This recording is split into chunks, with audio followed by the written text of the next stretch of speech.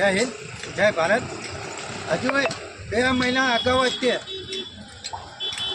નગરપાલિકા દ્વારા શહીનબાગની અંદર લાખોના ખર્ચે ભારતના મહાન રત્નોના આ તકદીઓ લગાવવામાં આવી હતી. પરંતુ આજે 2 મહિનાની અંદર એ તકદીઓ દૂર કરી અને તોડફોડ ચાલુ કરી દીધી છે. તો આ નગરપાલિકામાં આમ જનતા ટેક્સ આપે છે.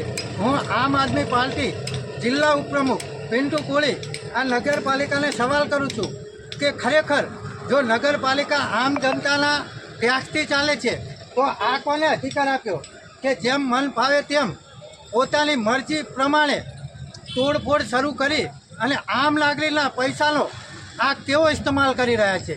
તો મારી નમ્ર વિનંતી છે નગરપાલિકાને કે નગરપાલિકામાં જે પણ આજ દિવસ સુધી વહીવટ થયો હોય તે પ્રજા સમક્ષ જાહેર કરવો. જય ભારત, જય હિન્દ.